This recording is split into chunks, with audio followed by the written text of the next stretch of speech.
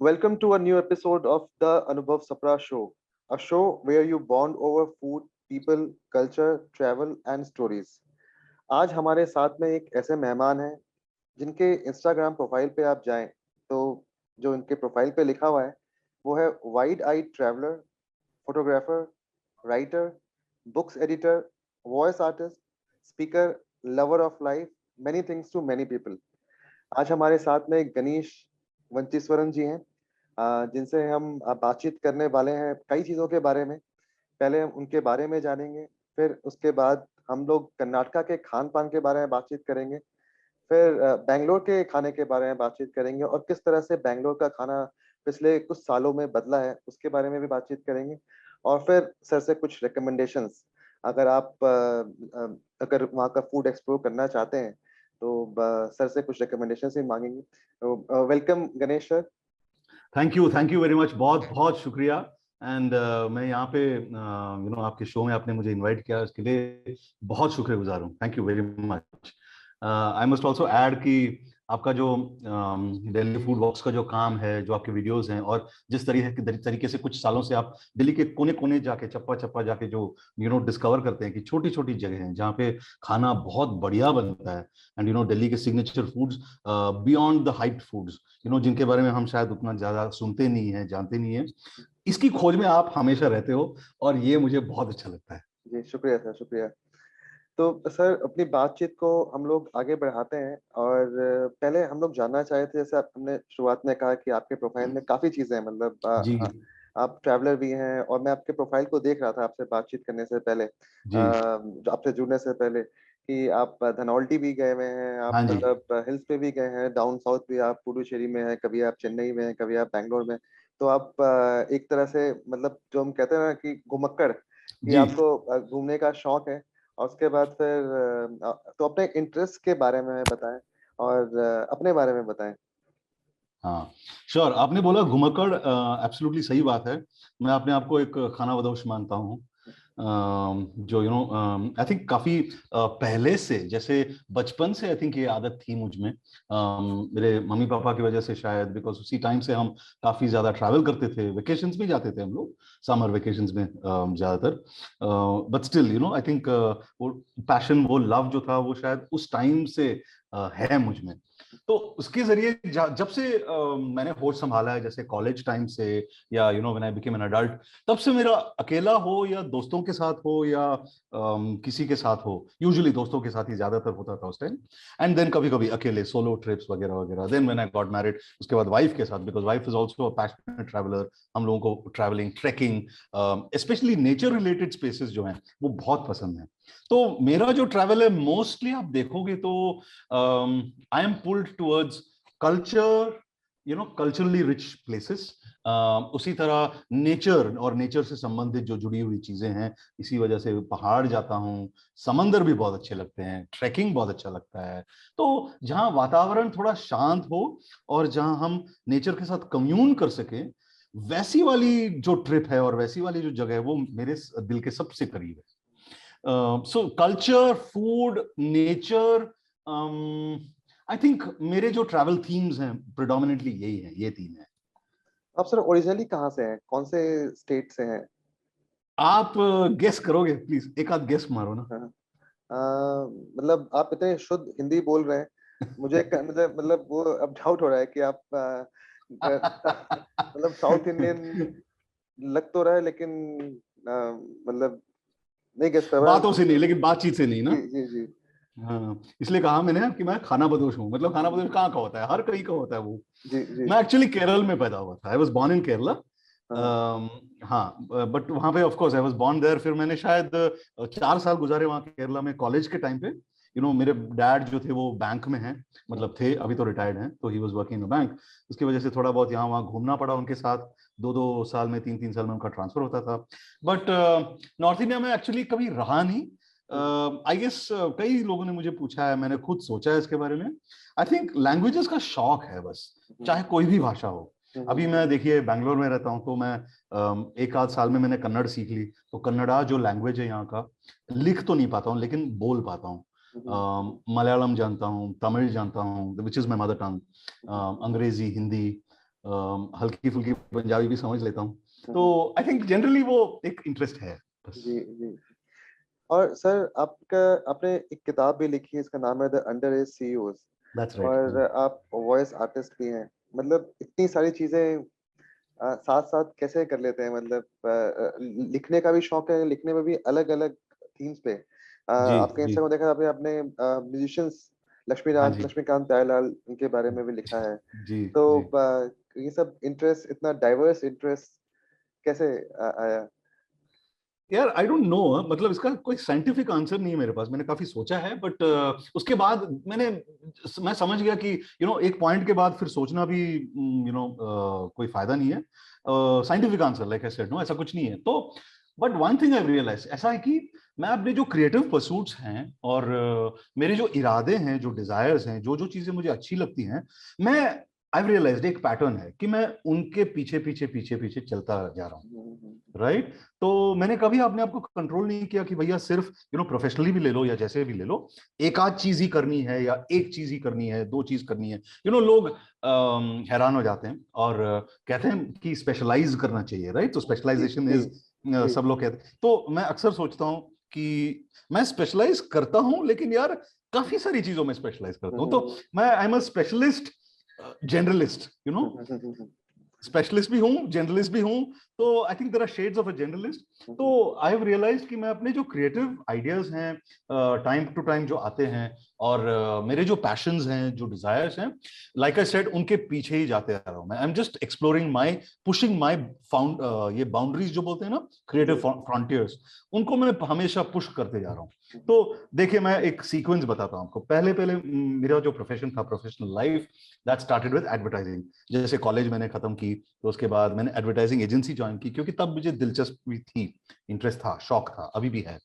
तो advertising was my first job. उसके बाद मैं कंटिन्यूअसली मार्केटिंग और एडवर्टाइजिंग और ब्रांड रिलेटेड एरियाज में काम करता गया, जैसे मेरी मैंने नौकरी थी।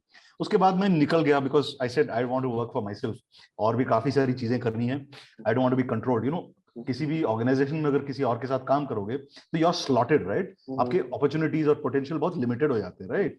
तो मैं यार खुले आसमान में घूमना चाहता था, तो मैं उड़ गया।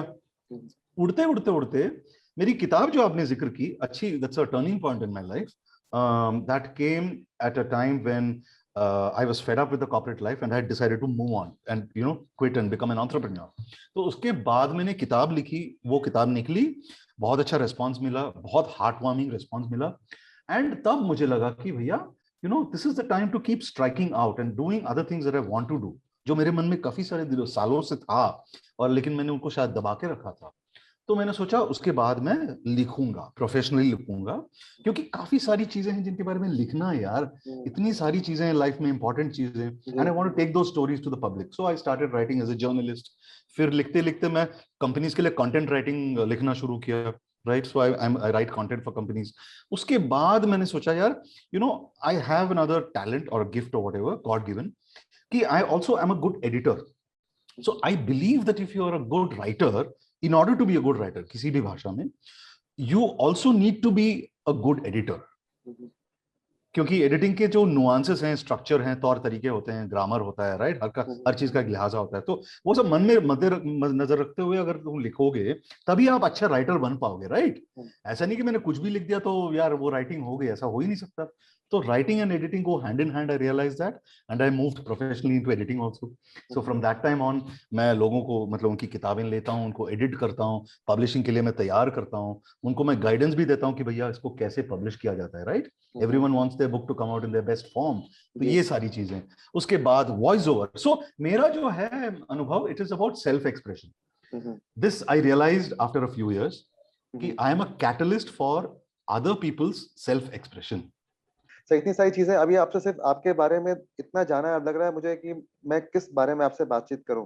जैसे आपने बताया कि स्टेट आप केरल से हैं, तो जी। अब मुझे लग रहा है कि मैं केरल के खाने के बारे में बातचीत करूं आपसे, कि या अभी आप बैंगलोर में कर्नाटक के खाने के बारे में बातचीत की जाए। तो हम लोग थोड़ा थोड़ा दोनों के बारे में बातचीत करते हैं। दोनों के बारे में बात कर लेते हैं, बिल्कुल। जी जी। मैं जी। केरल एक बार मैंने ट्रेवल किया है, south to north coastal areas में। अच्छा। ओके। लगभग 3 4 4 5 साल हो गए होंगे, 4 5 साल पहले मैं गया था। और अब बहुत बहुत मजा आया था। बहुत जगहों पे गया। हम लोग ने एंटर किया था, आपका स्टार्टिंग किया था तिरुवनंतपुरम से और एंड किया था कन्नूर, कन्नूर में जाके। कन्नूर में। हाँ, राइट और जगह जगह पे जो फूड एक्सपीरियंस किया, इतना वाइब्रेंट फूड कल्चर है, और मैं दोबारा राइट राइट। जाने की सोच भी रहा हूँ। तो सर आप बताएं, आप आपके मेरे ख्याल से जांच है कि अगर आप अपने बचपन के यादों से कुछ बताना चाहें, फूड मेमोरीज, क्योंकि आपने कहा कि आप बचपन में वहाँ रहे हैं, और क्या चीजें राइट थी। और इनफैक्ट अभी कुछ समय बाद ओणम भी आने वाला है। मेरे ख्याल से 21 अगस्त 22 अगस्त आसपास होता है ओणम। क्या आने वाला है? ओणम। ओणम, ओणम, हाँ। यस यस यस, ओणम आ रहा है। यस, हाँ ट्वेंटी हाँ, फर्स्ट वो भी। ट्वेंटी सेकंड को आ रहा है, जी। करेक्ट। तो और अब तो खैर दिल्ली में भी उतना ही धूमधाम से बनाया जाता है ओणम, मनाया जाता सेलिब्रेट है। करते हैं जगह जगह पे। और आज सुबह की बात है, मैं आज ढूंढ रहा था कि इस बार कहाँ पे है, तो मैंने दिल्ली अच्छा। मलयाली एसोसिएशन के जो एक्स प्रेसिडेंट रहे 2014, उनका ईमेल ढूंढा, और मैथ्यू ओके। जो उनका नाम है, उनको मैंने मेल किया। अरे वाह। मैंने कहा सर इस बार भी हो रहा है, तो उन्होंने कहा कि अनुभव इस बार होगा, लेकिन बहुत ही स्मॉल स्केल पे होगा कोविड के कारण। कंट्रोल लेवल पे होगा, कंट्रोल लेवल हाँ। पे होगा, आप आना चाहो तो आ सकते हो, लेकिन हम बाहर के किसी को अलाउ नहीं कर रहे हैं। अच्छा तो अच्छा। मैंने कहा नहीं, अब समय आ गया है कि दोबारा से, वरना हर बार हम लोग कहीं ना कहीं जाते हैं, केरल होटल यहाँ पे, केरल भवन जो राइट। है वहां जाते हैं, फिर आईएनए मार्केट में, करेक्ट। फिर अब तो खैर रेस्टोरेंट्स में भी आ गया है। तो एक हम्म। अंडरस्टैंडिंग है, मैं जो समझ सकता हूँ नॉर्थ साउथ इंडियन फूड की, राइट नॉर्थ इंडिया में स्पेसिफिकली बहुत ही राइट। लिमिटेड स्कोप में चीजों को देखा जाता है। करेक्ट करेक्ट मतलब करेक्ट। जैसे एक हमने जनरलाइज कर रखा है कि साउथ इंडियन खाना मतलब ये सारी डिशेस हैं। राइट मैं उनका राइट। नाम नहीं लूंगा, लेकिन वो सब जानते हैं कि हम लोग जब बोलते हैं तो वही चीजें ध्यान में आती है। जी तो जी सर आप हमें बताना चाहें, मे बी हम लोग एक शुरुआत करते हैं थोड़ा सा जनरल होकर, फिर स्पेसिफिक में आते हैं जी, कि बिल्कुल। साउथ इंडियन फूड जब हम कहते हैं तो क्या है, कौन से रीजन्स हैं, और उसके बाद फिर हम लोग स्पेसिफिक में भी केरल और कर्नाटक दोनों के खान पान के बारे में बातचीत करते हैं। बिल्कुल बिल्कुल। अच्छा, तो पहले, सबसे पहले मैं आपको और अपने दर्शकों को ये बताना चाहता हूँ कि मैं फूड राइटर या फूड हिस्टोरियन या फूड एक्सपर्ट तो नहीं हूँ। राइट। तो प्लीज आप इसको मन में रखिए। एंड देयरफॉर मेरे रिप्लाईज जो हैं काफी, मतलब इतने डिटेल या इतने साइंटिफिक नहीं होंगे। तो मैंने as an experience, as a traveller, as a person who lived in places, वैसे एक्सपीरियंस जो किया है या वैसे मैंने जो जाना है, वो मैं शेयर कर रहा हूँ अभी बस। जी राइट। जी। तो देखिए यहाँ पे, of course there are states, अगर देखोगे तो there is Karnataka, Kerala, there is Pondicherry, there's Tamil Nadu and Kerala. Okay, so there are 5 distinct regions, ऐसे कह सकते हो, साउथ इंडिया में।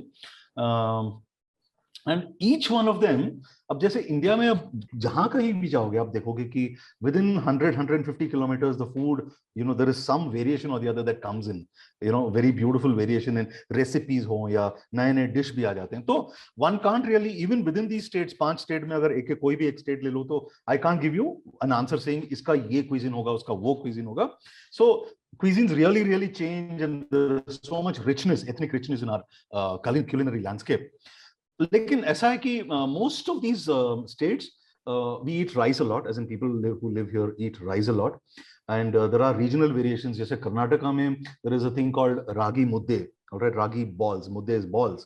तो रागी मुद्दे is had with saru. Saru is nothing but a sambar bolo, dal bolo, या it's some sort of a gravy. It's a gravy, right? So ragi and bajra and jowar are also quite popular as grains in certain parts of Karnataka, especially the northern parts of Karnataka. Whereas in Tamil Nadu, Kerala, and in predominantly most of Andhra and Telangana, you have, rice eaters. So rice is the main part of the meal, with, जैसे हम north India में सब्जीज कहते हैं, right, उसी तरह कोई ना कोई करी तो होती है, ड्राई प्रेपरेशंस होते हैं या ये होते हैं, and then there are things like sambar, rasam, saaru, kuzhambu, कूटान. All of these things are poured into the rice. So the typical format of a meal, main meal, there's a lunch कहते हैं, is that you have rice, assuming that rice is the central staple. उसके साथ आप रसम या सांबार या कोई कोळंब या कूटान, ये, all these are gravy dishes made with vegetables, assortment of vegetables.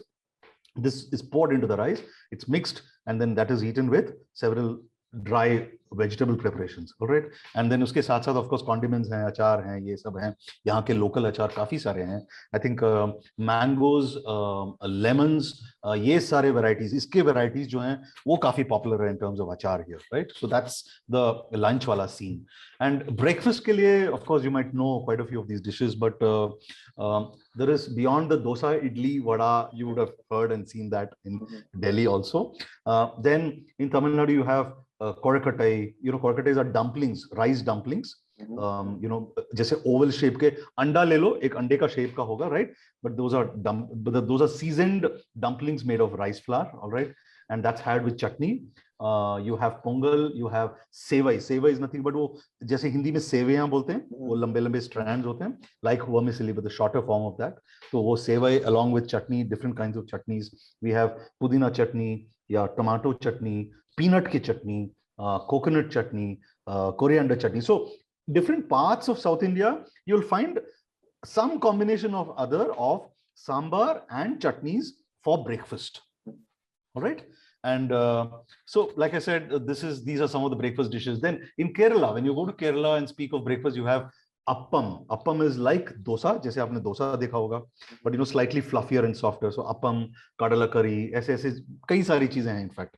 So yeah, is there anything else I should say now, or you can ask me specific questions? हाँ, मतलब केरल का ही, मतलब मैं सोचा कि थोड़ा सा और केरल के बारे में, फूड के बारे में. केरल भी मतलब एक तरह से बहुत बड़ा फूडी डेस्टिनेशन है. साउथ इंडिया में मतलब लोग जाते हैं स्पेसिफिकली फॉर फूड, बहुत लोग ट्रैवल करके जाते हैं. तो वहां पे एक जनरल आपके घर पे जो खाना बनता था, या अभी भी उसके कुछ चीजें हैं जो लगता है कि नहीं वो पहले से अभी भी कंटिन्यूड है, उसके बारे में आप कुछ बताना चाहें? प्रॉपर एक जैसे क्या दिन होता था कि मॉर्निंग में ब्रेकफास्ट में क्या चीजें खाते थे, दोपहर में क्या चलता था, और डिनर में क्या खाते थे, उसके बारे में. Okay, sure. सो केरला में जब मैं रहा तो I was in college, so that was my time. 4 साल जो कॉलेज में थे तब उस टाइम रहा. बचपन की बात अलग थी, ज्यादा मुझे याद भी नहीं है बिकॉज वो 2 साल में मैं निकल भी गया. पैदा हुई थी, हाँ, मेरी पैदाइश हुई थी वहाँ त्रिशूर में. Thrissur is a town in central Kerala, but 3 साल में मैं निकल गया वहां से. And I came back to Kerala when I studied engineering there. तो कॉलेज के टाइम का मुझे याद है. I can probably tell you something about that. So I have not lived as a family in Kerala for a long time, that's what I mean to say. तो family वाला वो routine था ही नहीं. बट वहां पे क्या होता था, तो ब्रेकफास्ट यूज्ड टू बी, हम कॉलेज के मेस में होते थे, खाते थे, या फिर छुट्टियों के दिन हम बाहर जाते थे रेस्टोरेंट्स में, या छोटे छोटे जो ईटरीज होते हैं वहां खाते थे. बड़े रेस्टोरेंट में जाने का पैसा भी नहीं होता था, राइट? सो उस टाइम कड़की बहुत चलती थी. सो we used to find out good places. I think the best eateries, the best food is available in the hole in the wall eateries, very humble eateries. Some of them didn't even have boards, जैसे उनके नाम भी नहीं मुझे नहीं पता. तो हम खाते थे puttu. Puttu is cylindrical shape में, जैसे ये वाला जो ये बोतल जो है, right, something similar to that. इसको वो कुड़ल बोलते हैं. कुड़ल as in that it's like a flute like thing. तो जिसमें you used to put rice powder, alright, steamed rice powder with shavings of coconut, and you can add a little bit of jaggery if you want, but predominantly it was rice flour as in rice powder and shavings of coconut. वो डाल के it used to be steamed in this, all right, in this contraption. तो वो बन जाता था long cylinders of rice dumplings जैसे. तो वो खाते थे हम. कडला is nothing but your काला चना, राइट. तो काले चने का वो एक ये बनती थी वहां पे. स्टाइल अलग होता था because it's made in coconut oil and it also has shavings और slices of coconut sometimes in it.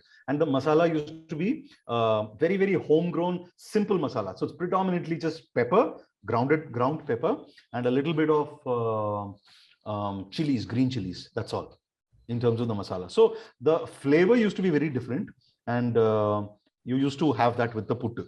All right. Or puttu is also had with papadam. Papadam is nothing but जैसे पापड़ बोलते हैं, but Kerala has its own unique version of that papadam, which ऐसे जो फूलता है, रोटी की तरह जो फूलती है, right, तलते समय. So that's called the papadam. That is another thing. So puttu, papadam, and your kadala used to be one kind of combination.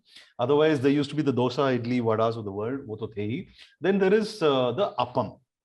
Appam जो मैं कह रहा था, it is like the dosa, जैसे डोसा देखा होगा आपने, but softer because it has a little bit of coconut milk added to it. So the batter जो है, that is different from that of the dosa batter, slightly different. All right. So it's made predominantly from rice flour, and a little bit of coconut milk is added to give it the softness. And that is had with, you could have it with the same kadala curry that I mentioned earlier, or you could have it with a stew. Right. So stew को हम मलयालम में in fact वो जो colloquially बोलते हैं वो इष्टू बोलते हैं, इष्टू. Right. So appam and इष्टू बोलते हैं हम लोग. All right. So that is a very common combination, very popular combination. And you would also have non-vegetarian combinations along with this. So appam या puttu ले लो, all right, या dosa भी ले लो. उसके साथ there are in many communities and many places and even in restaurants outside or even at homes. So you would have some chicken curry or something with egg roast, and egg curries used to be very popular as a combination, and chicken. So this is typically what I spent those 4 years having. I don't have non-vegetarian food, but I'm saying that my friends used to really love it. तो मैंने इनको खाते हुए देखा है. So this is the culture, all right, and this is the kind of start of the day that we had. उसके बाद जो दिन का खाना होता था, वो जैसे मैंने पहले आपको बताया, मेरे कुछ फेवरेट्स हैं. जैसे यार लंच की बात करोगे ना, तो there is this thing called avial. Avial is a कैसे बोलूं मैं, it's a medley of vegetables. All right, काफी सारे vegetables जाते हैं उसमें, at least 5-6 vegetables. जैसे गाजर जाता है, कई लोग beans, drumstick, फिर आपका जो yam होता है, right, yam, वो, और बस एक आध चीजें, और केला, कच्चे केले, right, कच्चे केले के टुकड़े. So all of these are cut, chopped, and then there is a process. So it's like a gravy dish with these vegetables. It's thickish gravy. वो बड़ा मजा आता है मुझे. तो सांभर के साथ चावल and with avial as an accompaniment with papadam used to be one of my favorites. All right. And then another thing that I love about Kerala, and I think I have childhood memories also, घर में भी ये बहुत बनता था, कि see, the food that we make in Kerala invariably uses a lot of coconut in some form or the other. All right. And I'm a sucker for coconut in any form. जैसे coconut oil तो use करते ही हैं तलने के लिए भी, जैसे chips बनाते हैं या पापड़ बनाते हैं तो कोकोनट ऑयल में तलते हैं. देन लास्ट जो ऊपर का एक पोर होता है, राइट, कोई भी करी ले लो, सब्जी ले लो, राइट, कोई भी ग्रेवी ले लो या ड्राई डिश ले लो, ऊपर एक पोर होता है उसका, जैसे ऊपर, right, just with raw coconut oil, just a few drops of that, it's more like a dressing, right, वो भी दिया जाता है कई डिशेस में. तो दैट वे. सेकेंडली, जैसे हम छौंक लगाते हैं, राइट, सो वो उस प्रोसेस के लिए भी that is done predominantly in coconut oil. So the flavor that it brings out is incredible, Anubhav. All right, and this I remember, and over the years I think I've gone back to Kerala dishes, and अभी तो मैं बैंगलोर में रहता हूँ, but घर पे भी हम बनाते हैं, बाहर जाके भी खाते हैं. I think coconut oil and coconut in its different ways gives it a certain character. तो मेरे लिए तो I think that is one of the biggest appeals of Kerala food, Malayali food. And what else should I tell you? Fish, of course. I must talk about fish and beef. Yes. So my friends used to just go gaga over fish and beef. I think जैसे हम बंगालियों के लिए कहते हैं, right, that fish is so intrinsic to them. It is almost considered vegetarian. It doesn't seem non-vegetarian to them at all. So Kerala, maybe something similar to that happens in terms of fish and in terms of beef. All right, I think there are different factors how this came to be so prominent. लेकिन कई सारे लोग cutting across classes and across parts of Kerala, north से south तक, I think beef and this one, what was I saying? Fish. Yes, I think they're very, very popular, very endearing, and I think they are parts of उनके केरला की जो identity होती है ना, food identity होती है, वो उनमें शामिल है ये. अच्छा सर, अब कर्नाटका पे मूव करते हैं. कर्नाटका के फूड के बारे में जी, कर्नाटका में भी अलग अलग रीजन्स, जैसे आपने बताया कि इट्स वेरी डिफिकल्ट टू मतलब जनरलाइज, या कि ये चीज खाना खाते हैं हर, मतलब जगह जगह पे हर 50-100 किलोमीटर में खाना बदलता जाता है. बिल्कुल. तो कर्नाटका के बारे में भी, कर्नाटका में क्या अलग अलग रीजन्स हैं और उसके क्या फूड या ईटिंग हैबिट्स हैं? श्योर. तो कर्नाटका में एक्चुअली मैं ज्यादा घुमा नहीं हूँ, बट आई टेल यू, मुझे जहां तक पता है आई टेल यू. तो नॉर्दर्न साइड ऑफ कर्नाटका जो है, जहाँ पे महाराष्ट्र से नीचे तो महाराष्ट्र बॉर्डर आता है, ऊपर महाराष्ट्र नीचे कर्नाटका, तो वो वाला इलाका है, that is so partly Kannadiga partly Maharashtrians, काफी सारे महाराष्ट्रियंस भी रहते हैं वहां पे, because this is a border that came only in 56 57, right? उसके पहले तो लोगों का आना जाना मिलना जुलना सब होते रहता था, सो दैट कंटिन्यूज।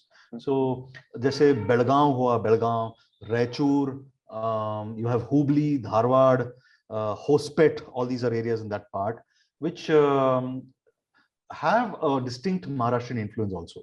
तो वहाँ का जो खाना है, you get a lot of these jolad rotis, jolad rotis, jolad is ज्वार की रोटी, and they have these khanavalis. Khanavalis are nothing but small eateries, signature eateries of those places, local eateries जहाँ पे वैसा वाला खाना मिलता है. So in the few times I've gone there, मैंने 3-4 बार वहाँ खानावली में जाके खाया है, और खाना उसका अलग फ्लेवर रहता है. Okay, and that food is a little, I found it little hotter, spicier in that sense. ठीक है, उसके बाद आप नीचे आओगे तो I think then there is this belt of Mysore, Bangalore और वो सेंट्रल कर्नाटका, वहां पे शायद the culinary influences are common. उसके बाद नीचे लेफ्ट हैंड साइड कोस्ट में अगर जाएंगे, मतलब कोस्ट के पास, तो दक्षिण कन्नड़ा बोलते हैं, that is near Udupi, Mangalore, and the hamlets and villages and all that along that coast. तो वहां का दक्षिण कन्नड़ा एंड उडुपी का क्विजीन अलग है. And then there is a Coorgi belt, Coorg जैसे कोडागू बोलते हैं, कोडागू वाला जो बेल्ट है, तो वहां पे देयर इज एन अलग certain other character of that food. So Kodagis are heavy meat eaters. They have pig's meat in different ways, pork especially, and other meat. Again, when I talked about Dakshin Karnataka, there also there are different communities. जैसे Gauda Saraswat Brahman है, and Roman Catholics हैं वहाँ Mangalore के. So each one has a certain kind of preference, and it's a world in itself. So, but these I can recall immediately. These are some of the main communities, the main regions within Karnataka. So I live in Bangalore, जहाँ बैंगलोर का ये है सवाल है, जहाँ तक यहाँ I've been here for 13 years. तो बैंगलोर में it's become cosmopolitan now, all right? See, and as far as my research, limited research goes, my knowledge goes, Bangalore never had a distinct traditional food character. That's what I could make out, all right? जैसे आप कहोगे ना, मैंने कहा northern Karnataka में ऐसा है, बंगाल के कुछ इलाकों में ऐसा है, केरला में ऐसा है. So all that comes from, I think they have long traditions.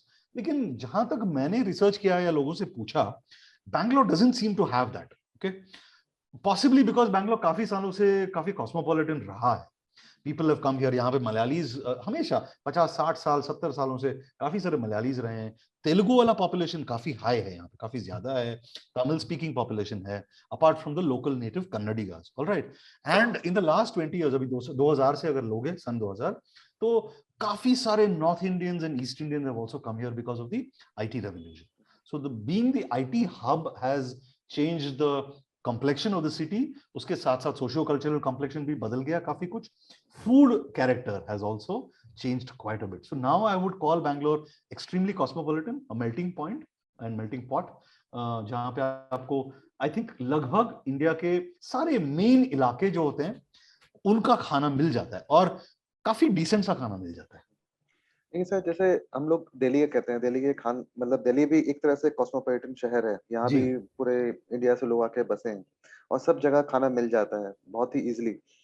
लेकिन कुछ डिशेस ऐसे हैं जो एक दिल्ली की आइडेंटिटी है, जैसे छोले कुलचे, छोले भटूरे. आपके इंस्टाग्राम पे देखा था आपने, बंटा की फोटो डाली भी है. बिल्कुल, तो बिल्कुल. बंटा भी एक दिल्ली की पहचान है.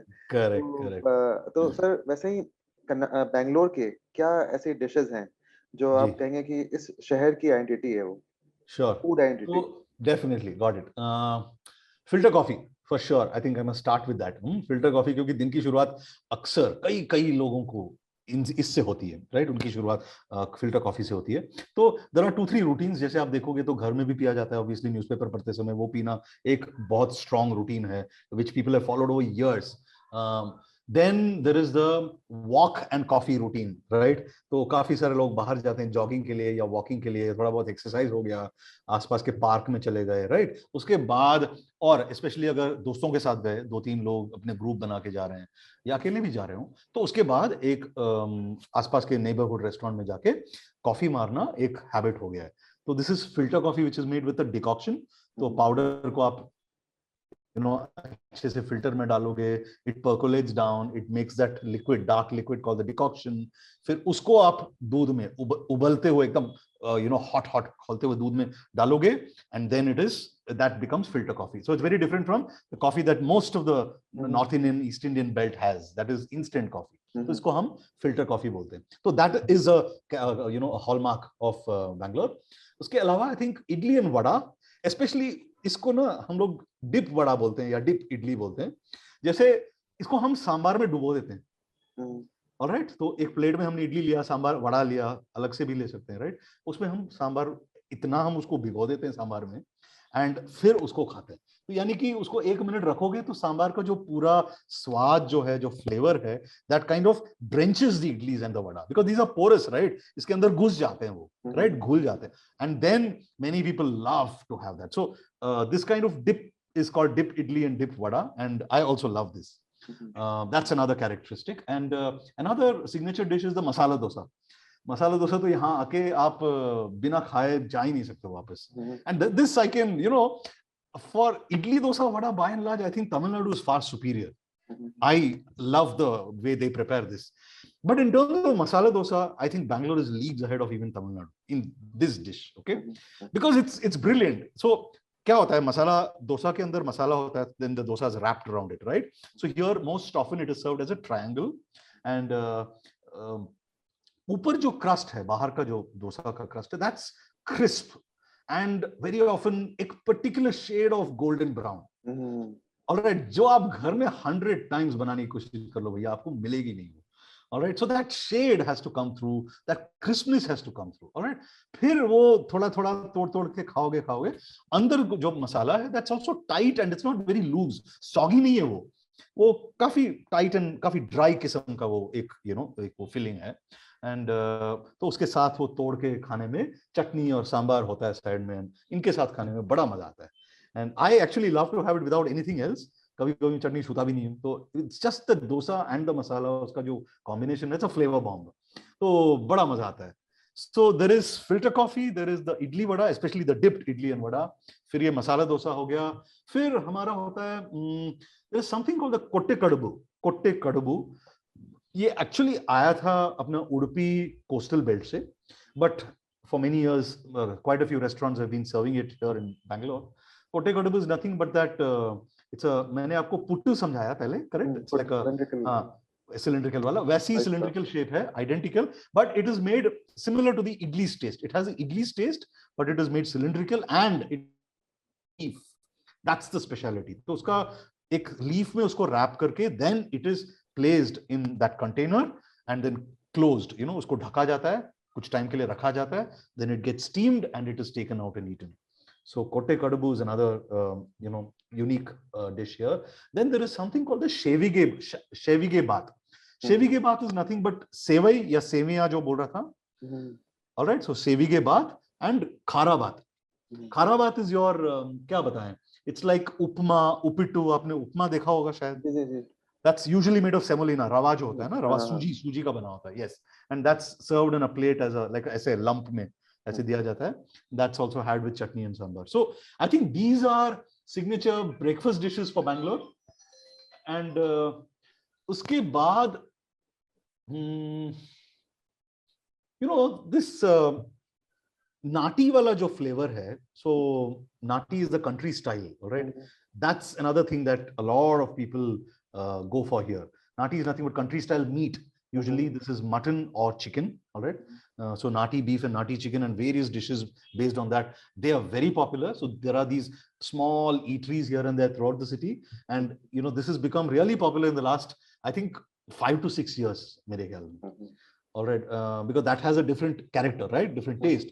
And people here prefer to eat that, or at least that's made on a spicier scale. तो काफी स्पाइसी होता है. फिर यहाँ पे जो है biryani, I think Bangaloreans are suckers for biryani. My god, हम लोग इतनी बिरयानी खाते हैं यार, इतनी बिरयानी. बाय द वे, मेरे घर में आज दोपहर को भी बिरयानी बनी थी. बट यहाँ पे there are so many biryani joints and I think different kinds of biryani. So ये एक कर्नाटका का नेटिव स्टाइल है, व्हिच इज दावणगेरे का दोने बिरयानी। सो ये डोने बोलते हैं नॉर्थ में भी हिंदी में, जैसे एक दोना दोना डोना जो होता है उसको हम यहाँ कन्नड़ा में दोने बोलते हैं। It's nothing but a leaf cup, right, a big bowl made of leaf stitch together. तो उसमें डाल के दिया जाता है आपको, एक साथ में मसालेदार ग्रेवी होती है जैसे सालन की तरह, वो दिया जाता है।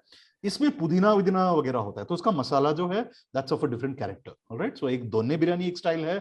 ये आंध्रा से जो है, जो हैदराबादी वाला स्टाइल का बिरयानी जो है, that's also quite popular. And I think these two are popular as far as biryanis go. And then of course you have the meals. I think you find so many places which serve you meals on a plantain leaf, जैसे नारियल, ये जो केले का पत्ता है, वो उसमें एक ऐसे सर्व करते हैं। And you know, you have Andhra meals, Malayali meals, जैसे केरला के आता है, केरला का meals. I think these are popular. So generally I think these are signature aspects of Bangalore food. And अगर कोई बंदा आए यहाँ पे और 3-4 दिन रहेगा, and you know if you have to come say hey take me out and tell me what are the signature experiences of Bangalore, मैं शायद सबसे पहले उन्हें ये सब खिलाऊंगा। आपसे बात करते करते मुझे अपने दिन याद आ गए जब मैं बैंगलोर गया था। तो आप जैसे जैसे डिशेस के नाम बता रहे थे, मेरे को वो डिश के टेस्ट याद आ रहे थे। अरे वाह, अरे जैसे वाह, आपने बोला डोसा, मतलब मुझे भी याद है वो क्या शाइन करता था, बिल्कुल करेक्ट। ब्राउन कलर का। उसके एक कौन सा डोसा, बेने डोसा बोलते हैं, इसमें बटर। बेन्ने डोसा बोलते हैं, बेन्ने हाँ डोसा में बटर लगाया जाता है, यस। सर, वो मतलब एक अलग ही क्लास एंड हमारा। एंड यू नो व्हाट अनुभव, सो दैट रिमाइंड्स मी, हाँ, I must talk about this. तो बैंगलोर की एक और खासियत ये है ना, फूड क्या खासियत की, there are different kinds of dosas itself. So and I think each one has a separate character. It's interesting in its own way. जैसे मैंने मसाला डोसा बोला, अब उसमें से मसाला को हटा दीजिए तो वो प्लेन डोसा हो गया, okay.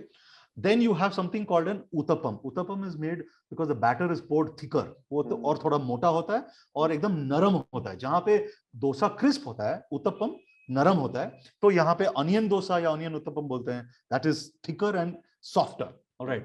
Then you have the rava dosa. So that's made with a सूजी का बैटर। ऑलराइट। और तो उसमें अलग अलग से सीजनिंग्स और वो स्पाइस हल्के से, जैसे धनिया हो गया आपका, धनिया के पत्ता, हरी मिर्च हो गई, और साबुत ये काली मिर्च, एंड यू हैव नारियल के छोटे छोटे छोटे टुकड़े, स्लिवर्स, ये सारे काट के वो बैटर में डाला जाता है। तो the dosa is, you know, it's another, it's full of flavor. Okay, that's a different kind of dosa. Then you have something called an open dosa. Open dosa is open, soft, जैसे उत्तपम बताया मैंने या वो बताया उसकी तरह सॉफ्ट ओपन, लेकिन उसमें पहले बटर लगाते हैं, then they have this masala, alright, the same masala that they use in the as a stuffing in the dosa, उसको ऊपर रख देते हैं।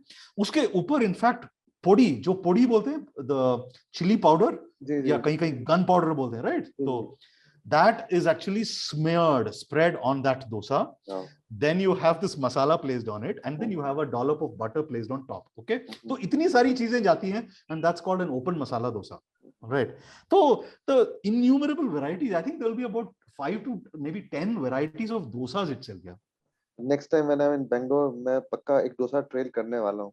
करिए करिए, बिल्कुल, I will take you, मैं आपको खुशी खुशी ले बिल्कुल, जाऊंगा। साथ में हम लोग डोसा ट्रेल करेंगे और अरे बिल्कुल, है ना, एक्सप्लोर करेंगे। यस यस यस, इसी में 2-3 घंटे लग जाएंगे हमें। जी जी। अच्छा, ये तो हमने बात की बैंगलोर के कुछ जो स्पेशल डिशेस हैं उसके जी। बारे में। आपने शुरुआत में कहा कि एक कॉस्मोपॉलिटन शहर है और फूड कल्चर मतलब काफी डाइवर्स है अगर देखा जाए तो। लेकिन आपको अब इतने आईटी रेवोल्यूशन होने के बाद और इतने लोग बाहर से आके बसे हैं, सब लोग अपना खाना पीना लेके भी आए और वो एक बेंगलोर के फूड कल्चर का पार्ट बन गया। तो पिछले 20 सालों में आपने क्या ऐसा चेंजेस और देखे हैं बेंगलोर के फूड कल्चर में, जिसको आप कुछ हाईलाइट करना चाहेंगे इन टर्म्स ऑफ डिशेस? मुझे एक डिश तो मुझे आपसे बात करते करते याद आ रही है, एक फ्लोटिंग पानी पूरी हमने खाया था वहाँ पे स्ट्रीट अच्छा, फूड। तो वो बड़ा ओके, मेरे लिए इंटरेस्टिंग डिश था, मैंने कहीं देखा नहीं था उसको। मतलब वो जैसे पानी पूरी खाते हैं तो वो गोलगप्पे वाला आपको पानी पूरी में डाल के फिर देता है, यहाँ पे उन्होंने एक करेक्ट, प्लेट में पानी हाँ, डाला और असल में वो गोलगप्पे तैर रहे थे उस पानी में। ओह तो ओके, वो जो बना रहे थे वो कहीं नॉर्थ इंडिया के किसी स्टेट से थे। वो अच्छा, काफी इंटरेस्टिंग लगा था, तो मुझे लगा कि हाँ, ये अब लोगों ने अपने स्टाइल से इसको री इन्वेंट किया है। ओके। तो ऐसी और भी कोई आप डिशेस लगती हैं जो यूनिक है? हाँ, सोचने दो एक मिनट। सो ये उड़िया और बंगाली फूड जो है, आई थिंक वो काफी हद तक अभी रिसेंट टाइम्स में आए हैं। ये दो, इन दो इलाकों के जो खाना है, खासकर बंगाली। ऑलराइट। तो पहले ऐसा नहीं था। आई थिंक पिछले 15 साल में ये हुआ है। जैसे कि बंगाली रेस्टोरेंट्स आए हैं, छोटे छोटे ईटरीज आए हैं, and focusing on Bengali food because there is a huge Bengali population here now, and generally there is knowledge about Bengali food thanks to social media and the internet and YouTube and all that, and there is a lot of जैसे लोग चाहते हैं कि हम ये भी try करें, right. And वहां पे specially the fish related dishes and all of that, तो उसकी काफी पॉपुलैरिटी बढ़ गई है। एंड उसकी वजह से I think I can recall about 4-5 restaurants at least, six half a dozen, और भी हो सकते हैं। And there are a lot of people who serve it from home. जैसे ये होम किचन्स हो रहे हैं आजकल, home chefs and home kitchens, right? So many of them also supply Bengali food. I think that is one thing I'd like to highlight. छोटे से level पे, इतना नहीं लेकिन छोटे से लेवल पे, ओडियन फूड आल्सो, उड़ीसा, उसका जो खाना है वो भी थोड़ा थोड़ा मिलने लगा है अभी। Alright, so that's from the eastern side. And other than that, I think the main big change has happened not in Indian food but from Western food and from abroad, जो फॉरेन फूड इन्फ्लुएंसेस है, जैसे middle eastern food है आपके, Lebanese, middle eastern, gulf के जो food हैं, and उसी तरह obviously the pizza pasta and all of that, so European food, ये काफी हद तक उसकी पॉपुलैरिटी बढ़ गई है।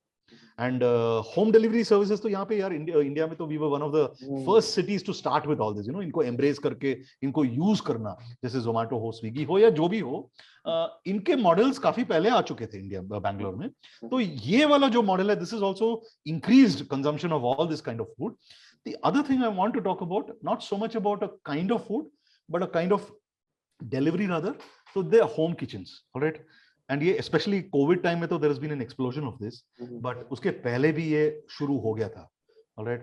So home kitchens which are serving Andhra's food, which are serving Bengali food, Assamia food, Kerala food, and उसमें भी केरला के भी 2-3 types, जैसे Kerala Syrian Christian food comes from the central belt of Kerala, वो कोटयम का जो इलाका है, कोटयम, मावेलीकरा, चंगनाशेरी, तो वो वाला इलाका। तो ऐसे ऐसे I think these food types have come thanks to social media and the fact that the home chefs have also, people have set up kitchens at home and they're now delivering. So I think these are some main changes that have happened in Bangalore. और sir street food में भी ऐसा कुछ changes देखने को मिला? जैसे मैं आपको एग्जांपल, जैसे फ्लोटिंग गोलगप्पे का दिया, और दिल्ली में तो हमेशा अभी एक बहुत ही पॉपुलर, आपने भी शायद देखा हो, गौरव कपूर जो कॉमेडियन है, अच्छा, उन्होंने सुशी के बारे में बोला कि सुशी कैसे अगर दिल्ली में आती है तो आने वाले समय में उसको वेस्ट दिल्ली में आने मत देना, क्योंकि यहाँ पे आएगा तो हम उसको तंदूरी सुशी बना देंगे। तंदूरी। हाँ, तो बहुत ज्यादा अभी बीच में एक तरह से वायरल हुआ था सोशल मीडिया पे। तो मतलब मैं, जो आपने डिशेस बताई जैसे डोसा है, इडली है, इनमें कोई एक्सपेरिमेंट्स ऐसे हो रहे हैं डिशेस में? वेल इतना ड्रास्टिक एक्सपीरियंस नहीं हो रहे हैं, but I want to talk about one thing. हाँ, तो अभी याद आया मुझे। सो बैंगलोर में ये कॉन्सेप्ट है, वो डोसा कार्ट्स होते हैं यहाँ पे, कार्ट जैसे ठेले होते हैं, राइट? तो वहां पे बनने वाले डोसा बहुत पॉपुलर होते हैं, एंड वो नुक्कड़ नुक्कड़ में, area to area, there are these 5-6 carts, अलग अलग कार्ट हर इलाके में। तो 99 डोसा करके बताते हैं, बुला लेते हैं अपने आप को। सो जैसे अन्नपूर्णा 99 डोसा, राजेश्वरी 99 डोसा, मंजुनाथ 99 डोसा, व्हाटएवर, राइट? तो नाम बदलते रहते हैं, वो 99 डोसा का कॉन्सेप्ट वो स्टैंडर्ड रहता है। I think that is also something special to Bangalore. I have not seen that in many other towns. तो यहाँ पे लिटरली 99 टाइप्स के डोसाज होते हैं उनके मेनू कार्ड में, and I think that is a good sense of experimentation. तो वहां पे आपको चाइनीज वाले इन्फ्लुएंसेस मिल जाएंगे, जैसे Schezwan dosa, noodles dosa, right? So that's one kind. उसी तरह बम्बैया स्टाइल का वहां का इन्फ्लुएंस भी है इसमें, जैसे पाव भाजी dosa. Okay, yes, and then you have the Mysore masala dosa, you have various other kinds of dosas. यार उसको कितनी तरह से उन्होंने सेगमेंट कर रखा है यार, it's mind boggling. चीज के, with cheese, without cheese, with so many other things. तो ultimately it's a mixture of various things, and you are given 99 options. आप कौन सा कॉम्बिनेशन चूज करोगे, बस it all depends on you. But I think a lot of people here prefer that, it's a great way to just hang around, it's a humble kind of place, you are open air, बाहर खड़े हो, and गपशप मारते मारते खाते रहने में मजा है यार। सो that I think is another interesting aspect of Bangalore's food. मजा आता है, and many of those carts are really good, okay, really good dosas. And उनके जो भी एक्सपेरिमेंटेशन है, by and large they work out well. मतलब आप सोचोगे यार ये शेजवान डोसा क्या होता है, पाव भाजी डोसा क्या होता है, right? So a Puritan will feel offended. People will look at you and say, wonder ये ऐसे कैसे बना सकते हो? But वो आखिर बन जाता है. It's interesting in its own way. I think if we just have an open mind, we can enjoy food, right? जी जी जी, बिल्कुल बिल्कुल. और ऐसे ही मुझे लगता है कि ऐसी ही चीजें इवॉल्व होती हैं. जैसे ऐसे भाई लोगों को पसंद आ रहा है तभी वो कार्ट वाला बेच रहा है. बिल्कुल, है ना. अगर पसंद नहीं आता तो वो नहीं बेचता, वो अपना सीधे सिंपल सादा डोसा मसाला डोसा बेचता है. उसने भी एक्सपेरिमेंट किया. और हाँ, बस है कि कुछ चीजों के साथ नहीं होना चाहिए. करेक्ट. कहीं सीमाएं होनी चाहिए, right? You can't go beyond that. जी सर, एक और बैंगलोर से रिलेटेड क्वेश्चन था. बैंगलोर को पब कैपिटल ऑफ इंडिया भी कहते हैं. करेक्ट. और ये भी एक बहुत ही वाइब्रेंट है पब कल्चर वहाँ पे. तो उसके बारे में लाइक कैसे शुरुआत हुई इसकी, और कैसे कहाँ जा रहा है ये आगे? श्योर. तो बैंगलोर काफी सालों से इंडिया का पब कैपिटल रहा है, and I think it was the first pub capital of India. That was back in the 80s से लेकर इसको ये नाम, this label मिल गया उनको, because first probably the very first pubs in India were established here. उसके बाद ये culture जो है ये यहाँ पे काफी strong हुआ. I think Bangalore जो है for the last 4 decades, actually 70s से लेके in fact काफी westernized city रहा है, while native character भी रहा, उसके साथ साथ जो western influences थे ये काफी हद तक आ चुके थे, बिकॉज यहाँ पे ये कैथोलिक एजुकेशन सीन काफी स्ट्रॉन्ग था, एंड लोगों का आना जाना, people travelling abroad, English medium, English में कॉन्वर्जेशंस वगैरह जो थे, तो that prominence given to English, इन सारी चीजों की वजह से I think somehow it always had a very strong western influence. तो जिसकी वजह से rock music, pop music, all the western music, they were very very strong here. तो 80s 70s वगैरह, और उस टाइम के जो यंगस्टर्स तो अभी मतलब जैसे थोड़े बहुत सीनियर सिटीजन हो गए या मिडिल एज हो गए, उनसे आप बात करोगे तो दे विल रिकॉल दिस, उनके हाई स्कूल के टाइम का, कॉलेज के टाइम का. तो from I think it all began there, and that in a sense helped pubs being set up. तो pubs का आना जो है, मैं मानता हूं कि जो वेस्टर्नाइज्ड इन्फ्लुएंस था ऑलरेडी सोसाइटी में, उसका एक कॉन्सिक्वेंस था. ऑलराइट. सो जहां वेस्टर्न म्यूजिक और रॉक एंड रोल था, वहां पे तो बियर आना एकदम absolutely it was important, right? तो आना ही है. तो बियर आ गई यहाँ पे, पब्स बन गए, and people just loved them. I think it was a very unique experience. And South India mein to, at least I have not seen any other city. I don't recall any other city even at that time. I don't think it was there even in Bombay, Delhi, Hyderabad in this kind of fashion, So draft beer, as in draft beer is beer from the tap, right? So that brought its own flavor. It was very different from the bottled beer because इसमें preservatives कम थे. ये कल बनाई हुई beer आपको fresh आज मिल रही है, okay? ना कि 6 महीने बॉटल में रख के फिर पी रहे हो आप. तो ये सारी चीजें, प्लस वो माहौल पब का, उसका म्यूजिक, उसके जो पब ग्रब बोलते हैं, पब ग्रब मतलब एक unique type of food that started being served in the pubs of Bangalore. तो ये सारी चीजें they came together, plus a very young and hip population, and I think a lot of kids in Bangalore, and I don't know how, but they used to get a lot of pocket money, all right? So वो pocket money होना भी उस time dispensable income था ना, right? At the age of 18 19 when you were still in college या 20 की उम्र में, तो they used to get that, and I think a lot of well settled families were also here in Bangalore, so there was good demand, there was the right socio-cultural influence, so ये pubs बन गए, and they really rocked for 15-20 years, right till 2000, early 2000s, all right? फिर एक interesting change हुआ. I think there was a dip, there was a confused period. जैसे these were the old time pubs, all right? So there was NASA, there was what, Purple Haze, and your Downtown, your Pub World, and a few others, all right, and Guzzlers Inn. So these were some of the prominent joints, some of them from those times. उसके बाद क्या हुआ, नई पीढ़ी आ गई, नए influences आ गए, इंटरनेट बूम हुआ, .com बूम हुआ, सोशल मीडिया आया, people started travelling more and more abroad.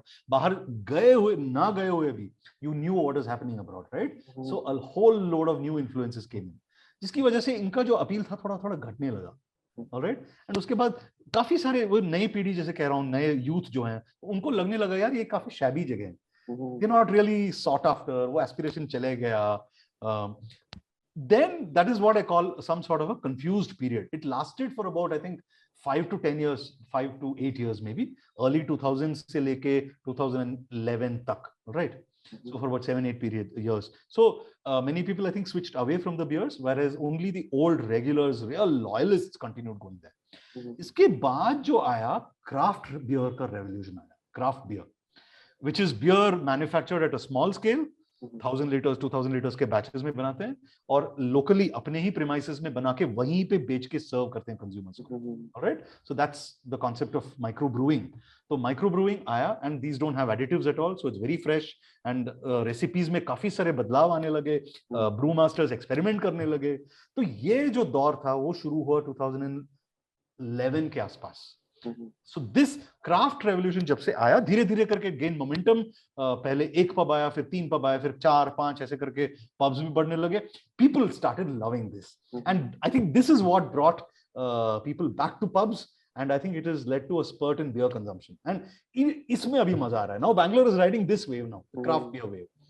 अब जब पहले हम पब कैपिटल थे उस माहौल में, अब हम फिर पब कैपिटल बन गए इस नए माहौल में. तो मतलब कह सकते हैं कि ये 3 वेव्स रही जी, है, या पॉसिबली 2 वेव्स और एक डिप था बीच में. जी जी जी, क्या बात है. तो अभी जो आपने नाम बताए, जो फर्स्ट वेव में था, वो सब अभी भी एग्जिस्ट करते हैं, अभी भी है? बहुत कम यार. I think may be 2 or 3 of them. बाकी सारे या तो कोई और नए स्टाइल का पब आ गया, या कोई दुकान आ गई, या कुछ और हो गया, रेस्टोरेंट बन गया. So they all gone. Practically most of them have gone. ये Guzzlers Inn जो है वो अभी भी है, and I think there is one more place called Downtown. So these are 2 of the vintage landmarks that still exist, और अभी भी loyalist तब के लोग अभी भी जाते हैं, and they are good in my opinion. मैं भी जाता हूँ वहाँ पे, apart from the other places. मैं कभी-कभी यहाँ पे भी चले जाता हूँ यार, मुझे बड़ा मजा आता है. So now more and more I think उनका charm जो है यार, at least for me, बढ़ने लगा है. बिकॉज़ वैसी जगह अभी नहीं रही यार. जी जी जी. तो अभी सब कुछ क्या हो रहा है ना. So the part that I am personally not very comfortable about is with any new restaurants, general जो ट्रेंड है about beer setups and all that pubs, it's a lot of glass, a lot of different kinds of music. The whole atmosphere has changed. The new age music has all come up. While I appreciate and understand that, I also want the old kind of music again. I want the old kind of ambience. तो बीच बीच में मैं वहां भी चले जाता हूँ, और मेरे जैसे बहुत सारे लोग, जहाँ पे क्लासिक रॉक एंड रोल आपको मिले, ड्राफ्ट बियर मिले और पब ग्रब मिले, बस और क्या चाहिए, और 2-4 दोस्त हो. जी जी, बस यही चाहिए. मैं, आप कह रहे हैं, मेरे को कुछ पुरानी, मतलब जैसे आप, मैं काफी रिलेट कर सकता हूँ. दिल्ली में भी मैंने काफी चेंजेस देखे हैं. कुछ जगहों पे मैं जाता था, मुझे गजल का शौक है, तो मैं कहाँ जाता था, और वो अब नहीं है. वो जो लोग गाते थे, वो लोग पता नहीं कहाँ चले गए, वो महफिलें बंद हो गई. बंद हो गई. तो वो सब चीजें काफी मिस करता हूँ दिल्ली में. अब हर जगह पे एक वो जो, मतलब एक दौड़ आया मॉडर्नाइजेशन के साथ में, काफी चीजें बदल गई उसमें. राइट. It's unfortunate यार, somehow. And गजलों की मेंशन की, जिक्र किया आपने, तो गजलें मुझे भी बहुत पसंद है यार, बेहद पसंद है. तो शायद हम कभी किसी और टाइम बिल्कुल, आप कभी दिल्ली आएंगे तो, मतलब मुझे मौका लगा, आप कभी भी दिल्ली का प्लान बनाएं.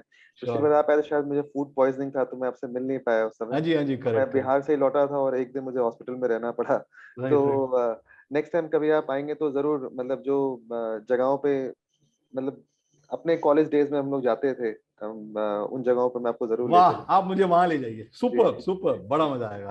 Very nice, thank you. अब सर, हम लोग अपने लास्ट सेगमेंट में आ चुके हैं, जिसमें मेनली रिकमेंडेशंस, जैसे कि फर्स्ट शुरुआत करेंगे कि टॉप 3 डिशेस ट्राई करने के लिए बैंगलोर में. आपने बताया तो सही, लेकिन कहाँ पे, कौन सी जगहों पे, जैसे आपकी फेवरेट डोसा प्लेस, कहाँ पे आप जाते हैं, आपको सबसे अच्छी फिल्टर कॉफी कहाँ की लगती है, आपने बताया. तो उन सब जगहों के थोड़े रिकमेंडेशंस, जो लोग सुन रहे हैं, जो लोग देख रहे हैं. अच्छा, it's very difficult यार, honestly. I'll give you a list. मैं कुछ जगह जैसे recommend करूंगा, but जहाँ पे ये डोसा का सीन है, फिल्टर कॉफी का सीन है,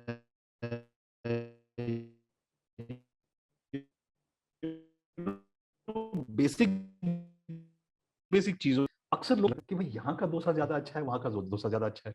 So beyond a point, I find that very meaningless. That's my only point.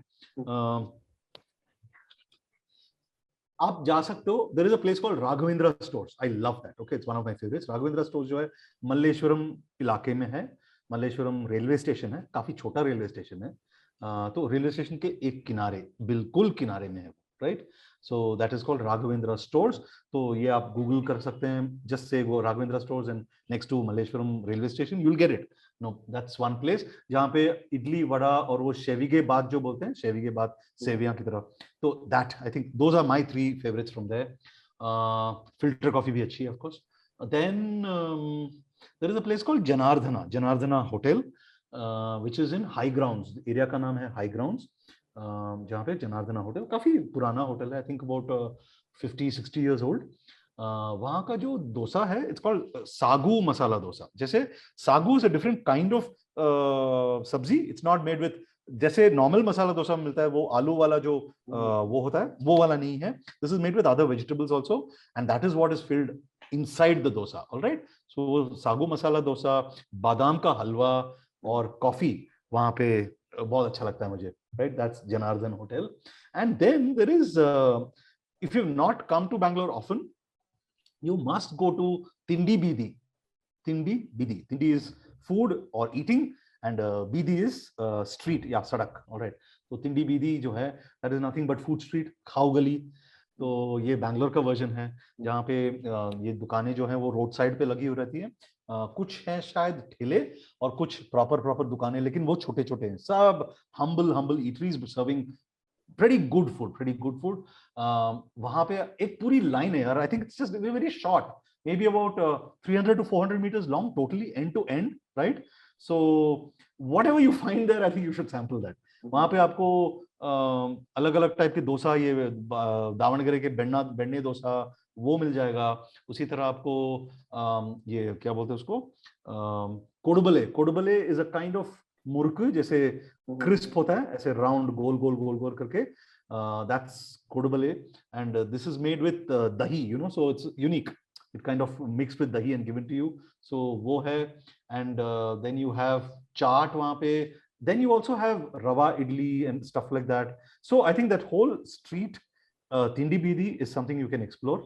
And तो ये हो गए. Then in terms of beer and grub of that kind, I would say you should, if you've not gone there, I would recommend that you go to Pico's, or Pico's for the old time vibes, if you kind of like that, find that appealing. Old Bangalore का जो pub vibes में describe कर रहा था, उसको एक और जगह है जो अभी भी जिंदा है, जारी चल रहा है, that's called Pico's. So you should go there. That's on Church Street के पास. I think it's called what is that street called? I'm not sure, but Pico's is just off Brigade Road. Brigade Road सब लोग जानते हैं, and this is just off Brigade Road. You should go there. And for some of the new places which serve excellent beer and food to go along with it, great ambience, my favorites are Beer Garden in Koramangala, एक. दूसरा है Windmills Craftworks करके, that's in Whitefield. And there is Toit in Indiranagar. So I would recommend that if you don't have much time, there are so many other places to go to, but this is some sort of prioritization, So here in Whitefield वाला जो Windmills है, फिर Beer Garden है और Toit है, you get excellent beer made there in-house, craft brews, and there are seasonal beers also available. There are some all-time classics available. Their IPAs are very good, and the food, of course, is excellent. Music is good, ambience is good. All right, so I think this is a mixed bag. And let me see if I've left out anything. अगर एक आध जगह कुछ याद आ गई तो yes, I think there is a place called the Leela here, right? That has fantastic restaurants. All right, जहाँ पे you get there are very strong southern influences there, जहाँ उनके खाने में. तो Leela Palace जो है, which is on Old Airport Road, I'd recommend that if you have time, you should stop over there also. The restaurants there. Yes, so these are some names that come to mind अभी फिलहाल. काफी लंबी list बताई है आपने. काफी चीजें हैं. और सर बेस्ट टाइम कौन सा रहता है अगर कोई प्लान कर रहे हो फूड ट्रिप कि बैंगलोर जाके फूड एक्सप्लोर करना है, तो कौन सा महीना अच्छा रहता है, कौन सा सीजन अच्छा रहता यू है? नो, हाँ, विंटर का अलग मजा है यार, तो that's my favourite time of the year, and मेरे ख्याल से विंटर में आना सबसे बेस्ट रहेगा, बिकॉज यहाँ के विंटर्स अभी आजकल बहुत ज्यादा ऐसी वाली वो ठंड भी नहीं है, राइट? जैसे कड़ाके की सर्दी बोलते हैं नॉर्थ में, and you no different parts of waste India में, वैसी वाली ठंड नहीं है। ठंड होती है बट इज वेरी एंजॉयबल, और आप एक आध वार्म लेयर, यू नो, जैसे एक जैकेट हो गया या एक आध स्वेटर हो गया, that's it, that's all you need. और घूमो, weather is fantastic, and that's also the time when you can have all of these seasonal goodies and you know spicy food, या जैसे भी हो, जैसे भी whatever you want to eat. So I think that goes well in winter. So winter would be my first preference, my recommendation. You can leave out the months of March, April, May, because by Bangalore standards these are the hottest. ये बैंगलोर वैसे बाकी शहरों से, बाकी इलाकों से India में काफी कूलर है, काफी कूलर है, प्लेजेंट रहता है moral through the year, but still हम लोगों को लगता है यार कि भाई ये 3 महीने काफी गर्म है, यू नो, धूप काफी रहती है, धूप in fact, so temperatures go to high 30s, तो इस टाइम पे ना आए तो अच्छा है। Winter would be your first preference, नहीं तो फिर you can come in spring time, which is जैसे फरवरी का टाइम हो गया, राइट? तब तक, so one part is winter to Feb, another part is I think after June to August can be another great time. Yes, because यहाँ पे बारिशें होती हैं but they are in short spurts. ऐसा कभी नहीं होता कि डेल्यूज होता आता है या फिर 1-2 घंटे के लिए पूरा सारा शहर बंद होता है, ऐसे होता नहीं है। तो बारिश होती है तो 15-20 मिनट, आधा घंटा, फिर चली जाती है, फिर you know it comes after many hours, so it's very nice, very pleasant, very very cool, and therefore बारिश का मौसम भी बहुत अच्छा होता है यहाँ पे। और बाकी ट्रैफिक के लिए तो बैंगलोर फेमस है ही। ट्रैफिक को अगर सोचोगे भैया तो आपको आना ही नहीं है, आप तो आओगे नहीं फिर। नहीं कह रहा है, ट्रैफिक के लिए तो इनफेमस। फेमस। यस। और सर लास्ट क्वेश्चन, आपको खाना कुक करने में मजा आता है? आता है यार, आता है एक्चुअली, यस यस। या फिर सिर्फ खाना खाने में मजा आता है? अरे नहीं नहीं नहीं, खाना खाने में सबसे ज्यादा मजा है, लेकिन कुछ सालों से मैं खाना पकाने भी लगा हूँ, बनाने लगा हूँ, and I am enjoying that, वो भी बड़ा अच्छा लगता है मुझे। And one your favourite dish, like जो आपको कुक करने में मजा आता है? मुझे कुक करने में जो मजा आता है, एक है poha, right? Poha, the breakfast dish, oh I love making that, और मैं अपने तरीके से बनाता हूँ, घर में सबको अच्छा लगता है। फिर एक है छोले, छोले बनाता हूँ मैं, आई लव मेकिंग छोले, काले हों या सफेद। उसके बाद मैं बनाता हूँ, there is something called adai, okay, adai, adai is a, कहाँ की डिश है यार ये, actually comes from Kerala and Tamil Nadu, I think it has a tradition in both places, तो तमिल स्पीकिंग हाउस होल्ड, स्पेशली द ब्राह्मण कम्युनिटी जो हैं, and even otherwise I think, and Kerala में भी। सो अडाई इज अ डोसा की तरह ये शेप में, but it is thicker than that, and it is made with a different batter. Batter जो है वो दालें होती हैं इसमें, दालों का मिक्सचर होता है, राइट? सो थोड़ी बहुत तुअर दाल, उड़द दाल, थोड़ा ये, थोड़ा हॉर्स ग्राम डाल सकते हो, right? So you can play around with that a little bit, but वो दालों से बनती है वो, एंड देन उसमें मिर्ची होती है, उसमें हींग डलता है, all this at the time of making that batter, okay? तो उससे बनता है अडाई। तो ये पूरा जो प्रोसेस है वो बैटर बनाने का, अडाई बनाने का, ये भी बनाते हैं, and this is a distinctive, like I said, no, some parts of Tamil Nadu and Kerala only make it, तो ये घर में, हमारे घर में बनता है, मैं बनाता हूँ, बहुत अच्छा लगता है। And I also make the, it's not cooking cooking, but I make the dosa का जो और इडली का जो पाउडर होता है, चिली पाउडर जो साथ में खाते हैं, तो वो हम मुड़गा पोड़ी बोलते हैं, molaga podi, molaga is chilli, podi is powder, so I make that, and I have my own recipe of what goes into it, and I make that, and my son, my wife, we all love it, so I think these are some of the things I love मैं making. इसलिए पूछ रहा हूँ आपसे कि next time मैं आऊंगा तो आपको रिक्वेस्ट अरे करूंगा। बिल्कुल बिल्कुल, आप प्लीज घर आए आए, यहाँ पधारे, और मैं आपको ये सब बना के खिलाऊंगा, बिल्कुल, I will be happy. Thank you sir. मतलब आपसे बहुत अच्छा लगा बातचीत करके, हमने काफी चीजों पे बातचीत की, थैंक यू। और आपके बारे में जान के फिर उसके बाद आपने बहुत अच्छे से हमें, खासकर जो एक पब कैपिटल जैसे कैसे बना बैंगलोर, और क्या राइट कल्चर रहा, कैसे इवॉल्व हुआ over the period of time, right, recommendations भी बताई, और थैंक यू। तो अब बस इंतजार है कि दोबारा से हम लोग पहुंचे आपके पास, आइए आइए, आ जाइए। हमें एक डोसा ट्रेल करना है आपके साथ, और आपने जो डिशेस बताई कि जो आपको बनाने में मजा आता है उसका बिल्कुल जायका लेना है। बिल्कुल यार, बिल्कुल, मैं आपको बना के खिलाऊंगा अपने हाथों से। And most welcome, you should come here जल्दी जल्दी। And thank you for having me on this show. And all the best आपके जो भी वेंचर्स हों। Wonderful wonderful brand, wonderful initiative, जैसे मैंने पहले ही बताया। एंड एकदम कामयाब रहे। All the best to you. And दर्शकों के लिए भी thank you for your patience and thank you for attending. Hope you enjoyed this. Thank you sir, thank you.